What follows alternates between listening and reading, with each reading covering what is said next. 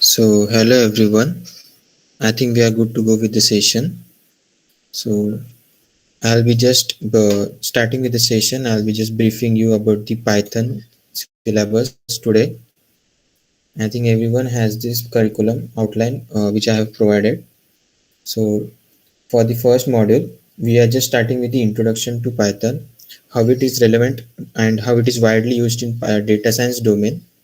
I'll be talking about the Python environment, basic Python syntax and operators for the first module. So beginning with the overview of the Python and its relevance in data science.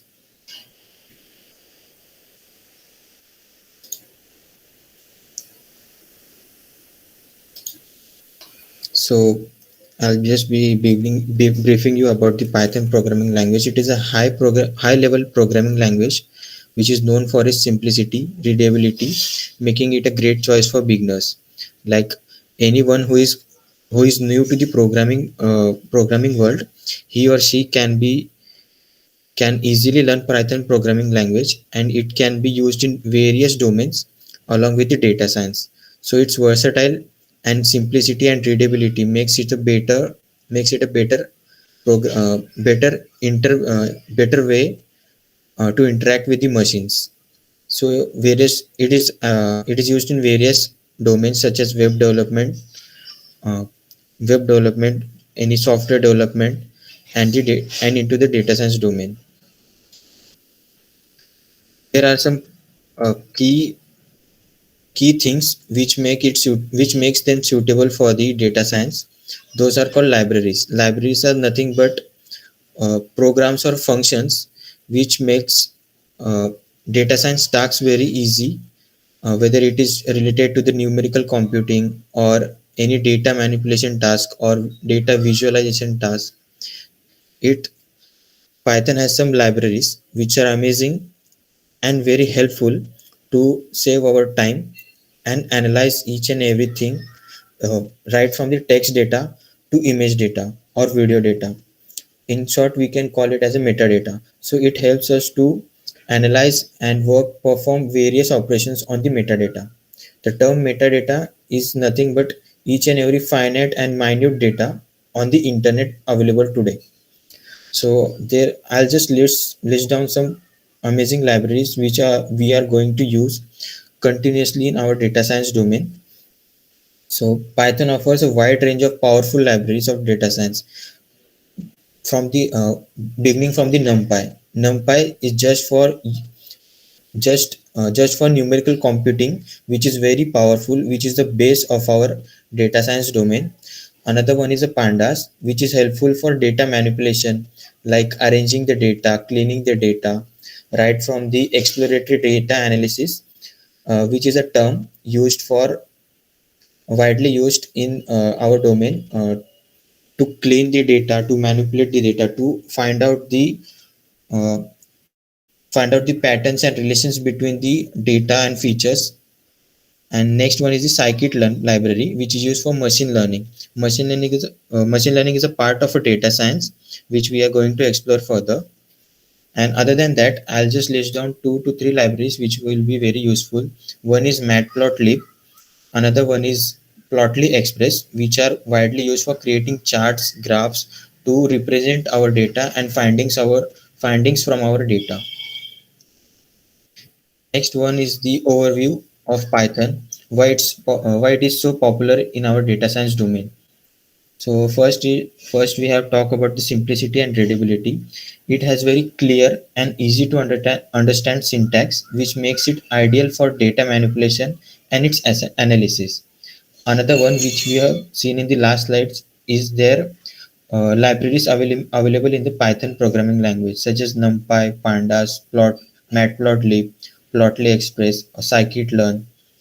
Another one is compatibility. It is easy to uh, it is easy to connect various databases and another applications into Python programming language. It means we can integrate various applications in our Python with the help of our Python programming language.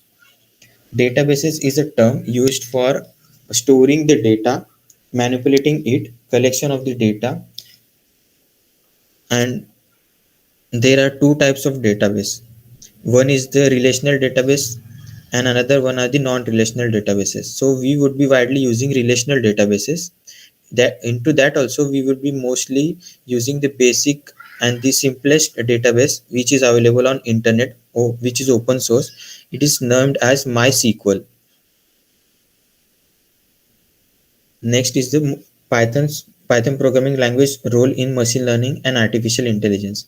First, the community of Python programming language is very vast, and there are a number of people who are very expert, collaborative, and the resources available on the internet are very vast, so that even if you get any error, any issue with your code, if you just post it on any community support channel or any website, you will just get its 10 to 15 ways to solve that problem. It is so freely available resource, so that we can easily get compatible with the programming language, and we can seek enormous number of knowledge from the community available on internet. And second one is its application. It is extremely used in development and deployment of machine learning and artificial intelligence applications because of its flexibility and scalability. Many of the high-end companies or startups today are investing their money in the developers or any data scientists or new people. They are training everyone in Python programming language, so that it can be used for wide varieties of applications in data in our in their respective domains. And in short, I'll just conclude with the programming language. It is very user friendly in nature. It has very powerful libraries which we are going to explore further. Other than that, it has vast community, so that it gets very uh, easy to interact with everyone, and easy to learn from each and every person in enormous number of ways. And uh, and it is an indispensable tool in the field of data science or machine learning or artificial intelligence applications.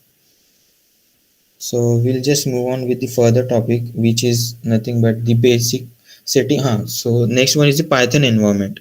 So I think everyone is available. Everyone is aware of the Visual Code Studio. In the recent two sessions, we have been uh, knowing about the Visual Code Studio, VS Code. But I'll just introduce to you with an free open source resource which is called as Google Collaboratory. So I'll just show you. It's freely available for everyone. Whoever has a Gmail account, he or she may log in and start working on the Python collaborate Google Collaboratory tool.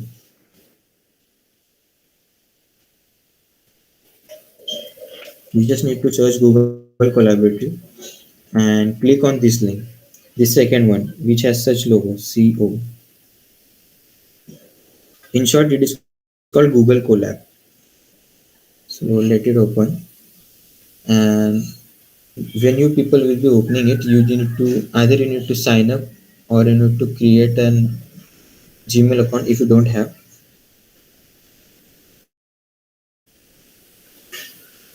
I think you can just start with Open Collab, and such tab will be appearing on your screen. So I'll just give you an overview of this interface. So here in the examples tab, you just have an few Jupyter notebooks which would be giving you an introduction how to use Collabority, its features, and how the markdown how such features can be done in our Collabority notebooks. So you just need to go over here, create a new notebook, and such page would be appearing on your screen. Let it load. It may be taking 10 to 15 seconds to load a new notebook. So now, so in this place, you just need to give an name for your Jupyter notebook. For example, I'll give just day one session, and automatically it would be renaming your notebook. So uh, there's a trick. If we have any Python file, we just have an .py extension. This denotes Python programming file. It's a simple Python programming file. And if we have any Python Jupyter notebook or a Python notebook file, it has an extension called as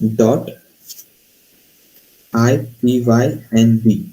It denotes interactive Python notebook. So the thing which you are seeing here is called as cell. This cell can be of two types. One is a coding cell. Here we can code our program,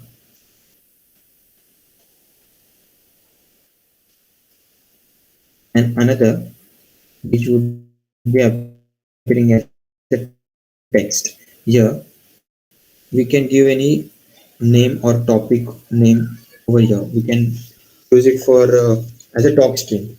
Doc string is nothing but a documentation work for our code or a function which we would be generating or writing for our task. So I'll just give here as module 1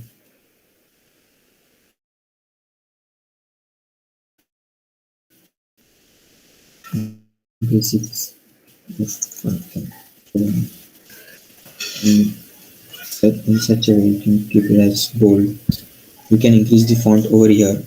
This P and T represents the font size, and if you select the text and click on the board, it would be an appearing in such a way. This is a preview of what we are typing over here. So I'll just move it to the upper side. If you want to edit, you may just double click on the cell again. You just need to double click over here, and you will be getting an editor option. So this is mainly used for heading and header purpose or and footer purpose. So this cell which is appearing like this, we have a run button. This is called a run cell button. It's here we can run where you can type our code and start coding our program or any task we have today. So I'll be just be starting with the first topic. So I'll be telling you about the input and output statements first, the basic ones. Input and output statements.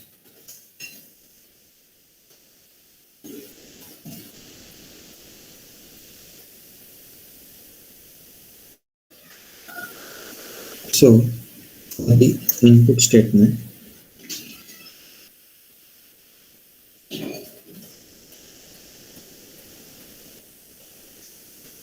we have a function. By default in our Python programming, we have a function called input, and we just need to give such brackets. What does this function do? What does this function does? If you have any input like hello x, it takes this input from the user in a string format. So in order to run the code cell, we just need to click over here. So this is in a process.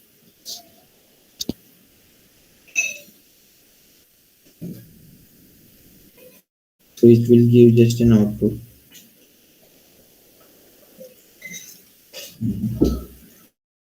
I'll just give an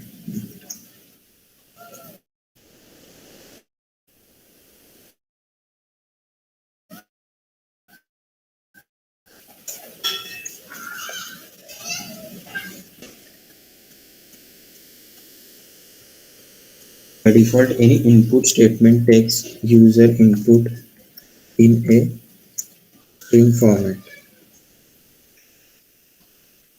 I'll just be explaining the formats or the data types in coming 5-10 minutes. For now, just keep this in mind. Input. Another, we have an output statement. So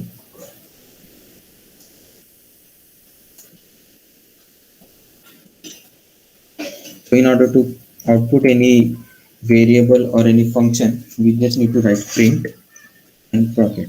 And inside these brackets, we need to just mention any object or a statement which we want to generate as an output. So I'll just be giving as hello x. I'll just be commenting out so that it doesn't get coded by the interpreter. So you can see this hello gigs is being outputted over here, generated on the screen. I'll just show another method, easy way to represent anything.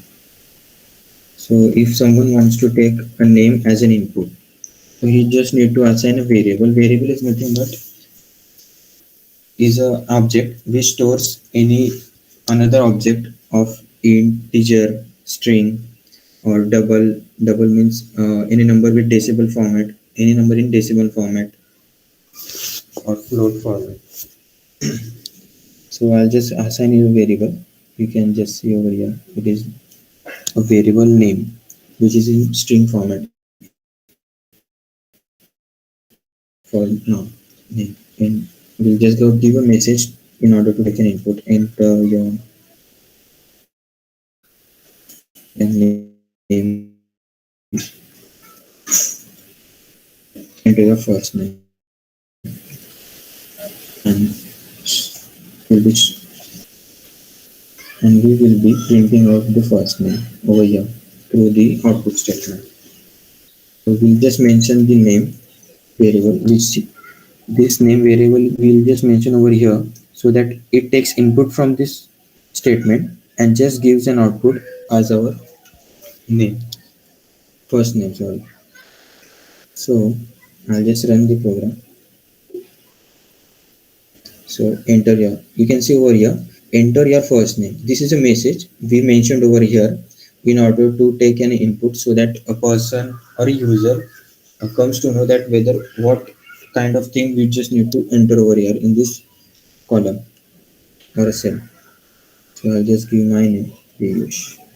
So after pressing enter, Piyush will be this Piyush will be getting into this name, will be stored into this name as a string format, and it will be generated as an output using this statement called as print name.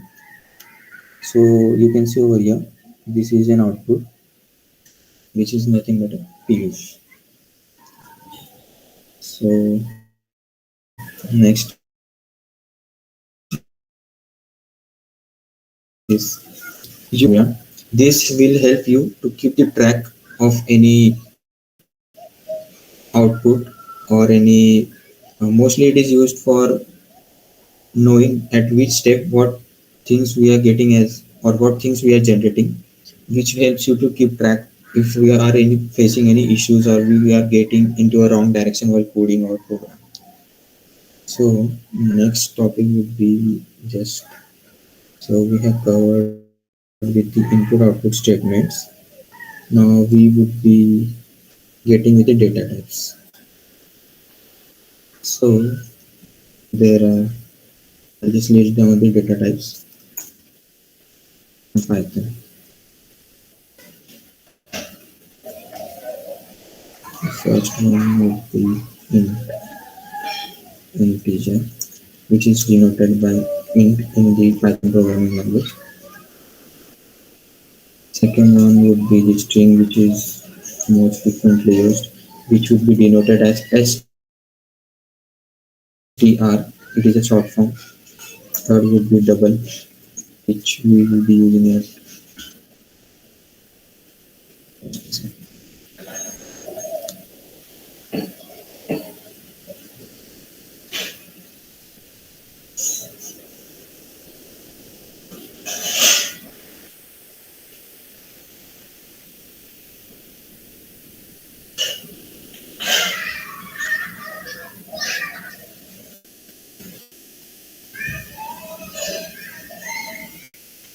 double or float data type, which will be which has a short name as the floater. Floater. Fourth one would be boolean. Boolean is nothing but, in short, either true or false, yes or no, 0 or 1. It has just two outputs, either true or false. So boolean is written as bool in short. And the next one would be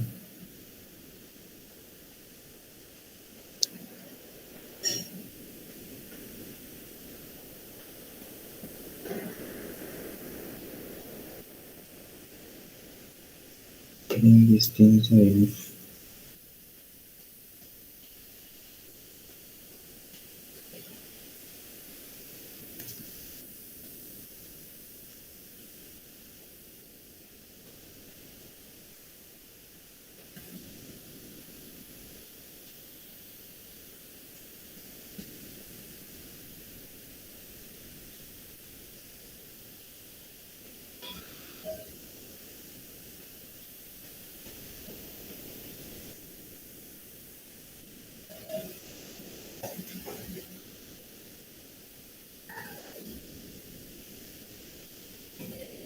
So we'll move on with the first data type, that is integer.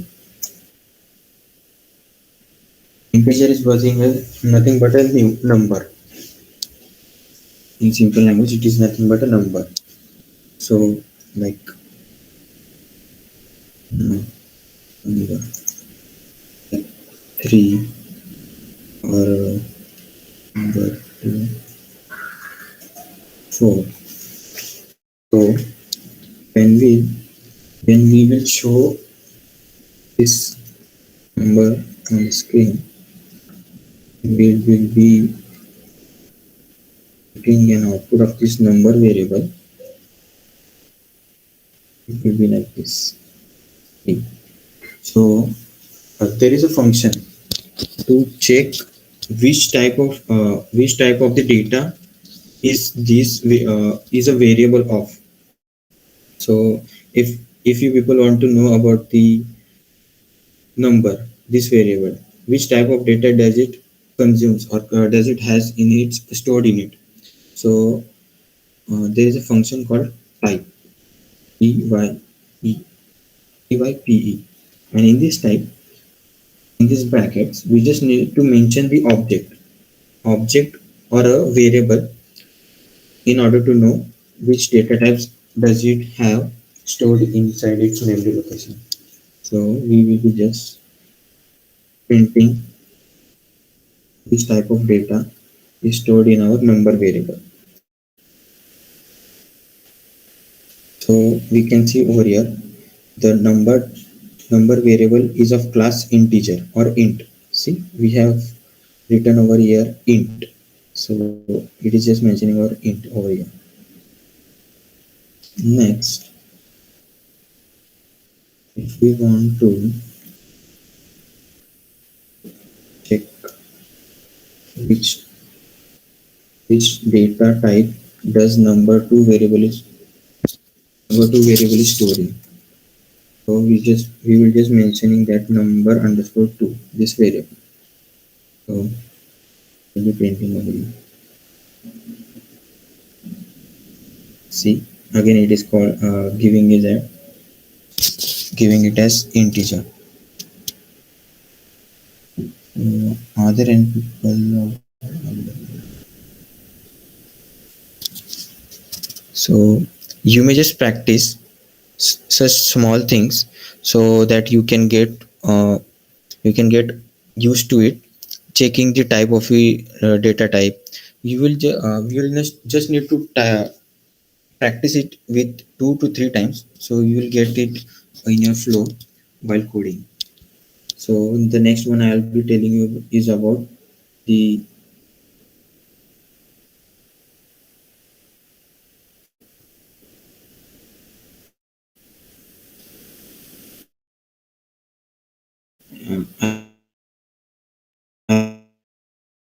I'll be telling you about the string data type. It has a function called str. In this str, you may just need to mention the element or an object. So name equals to, now I'll just assign the name variable as Indian Archaeology. uh, Indian. So in short, you may just type as type and which type of variable is this name variable is storing. Which type of data is this name variable storing? So it is like, see, you can, the output will be string plus C. Over here it is string. The same you can do with the float. Float is nothing but a number or an integer with decimal points. So I'll just give an a equals to 10.25. Again, you just need to do the same thing. Check the data type of A. It would be a float variable. And last one is the boolean. Boolean is of three four types: true or false. Either true or false, or 1 or 0, yes or no. So this we can do directly. Print type of true. I'll just give the name over here. It is a boolean data type.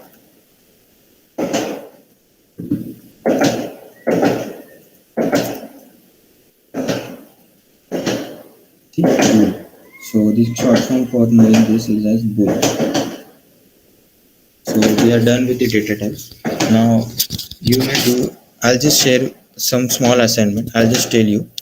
You just practice these four basic data types using any kind of integer or name, integer, string, boolean or float. These are the basic ones which we will be using and practicing for the coming sessions. I think this is just a message.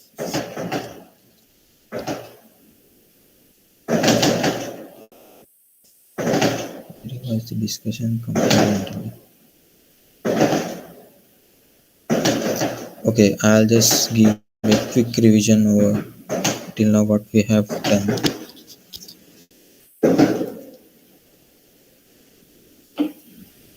Give me a second.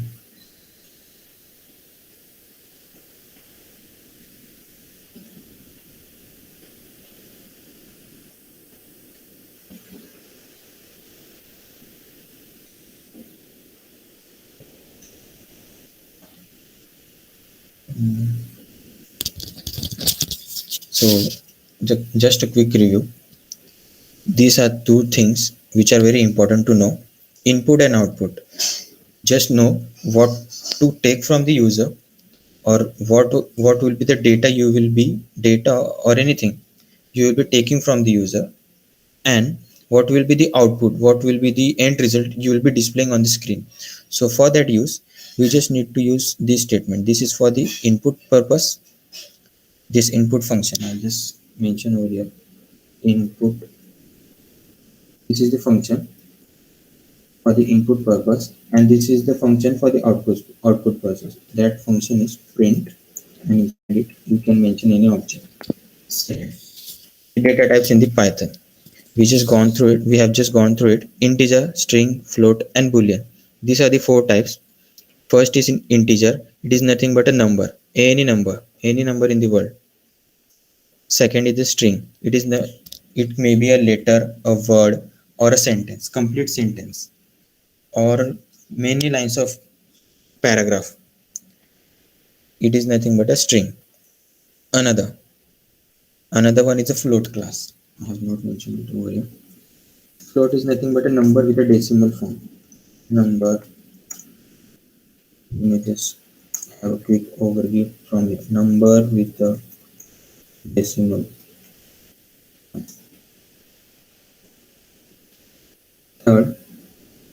Fourth would be a Boolean data type. Boolean data type has true, false, 1, 0, yes or no. So these are all the types of Boolean. And so I have just given a quick review about this thing.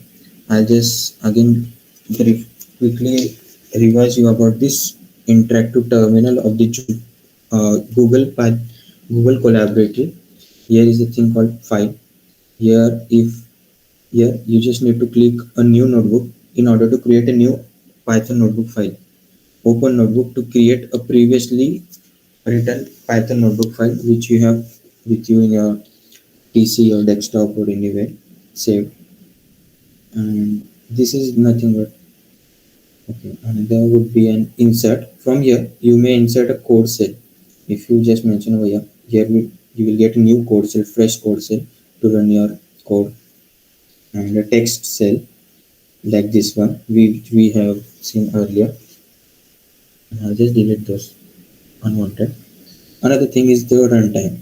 So if you want to run all this cell at a time, you may just do a run all, or if you want to restart the session, this complete session, you may just click restart. If you get stuck in anywhere, you are getting error of due to some net issue, you may just restart the session and run all the cells. So this is just a basic overview of this platform. While in upcoming sessions, I'll be just exploring you more with some small features from this Google collaborative platform.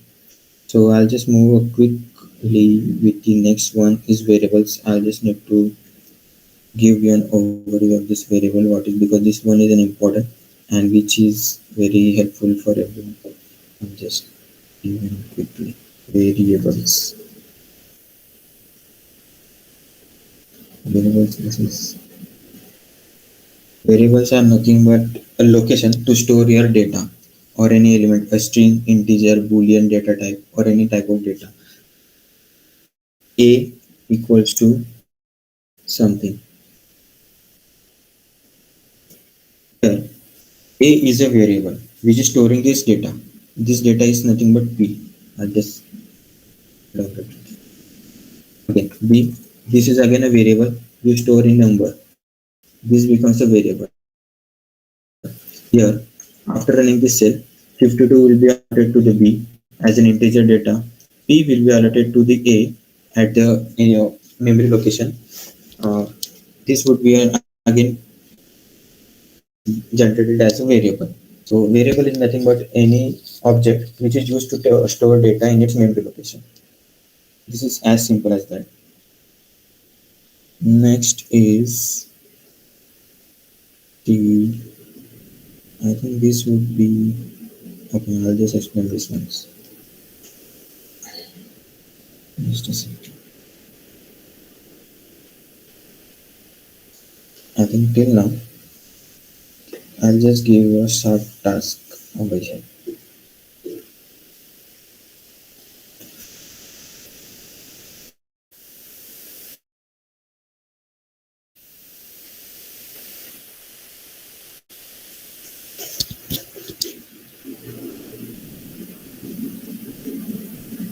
That would be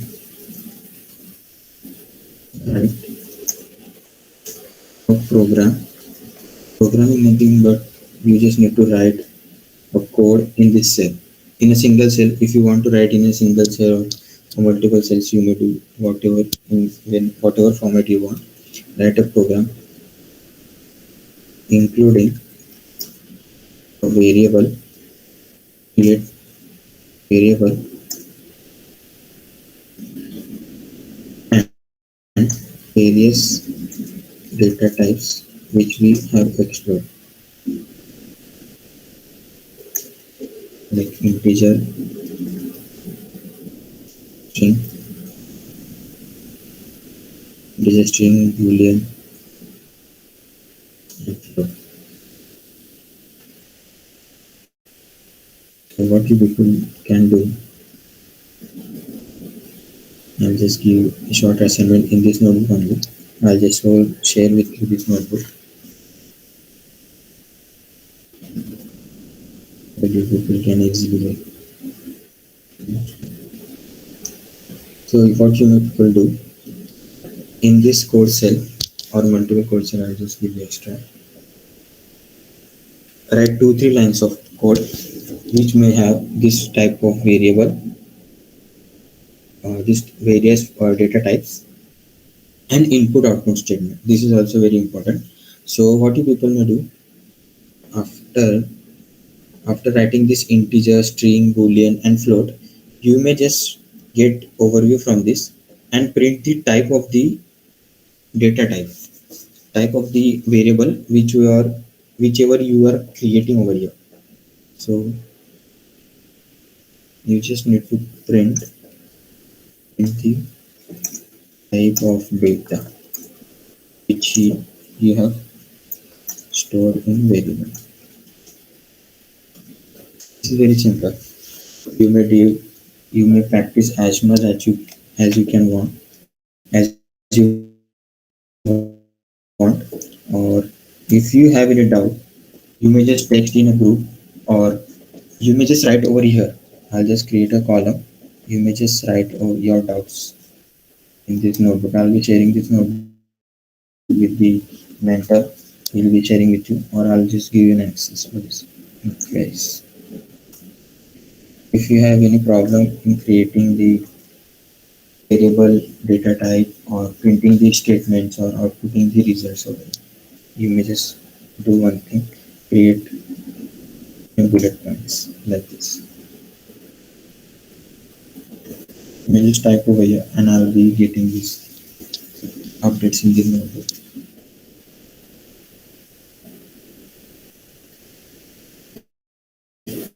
I'll be sharing the link with you, people, so that you people can also access this notebook.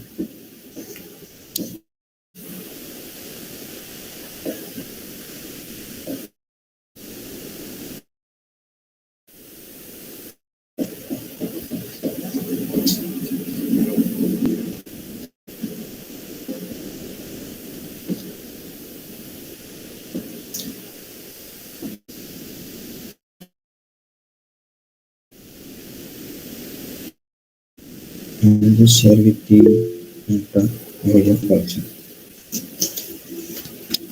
So for today's session, I think these much topics are enough so that you can get a basic understanding. These are the base. You may practice as much as you want, and it is very easy. If you just practice it for 10 minutes, it will be enough for you people to get used to these things. So I think another thing I just want to get to know.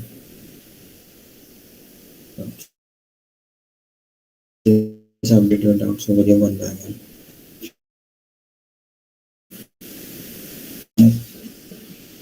Umesh, I think we are good to wrap up the session for today.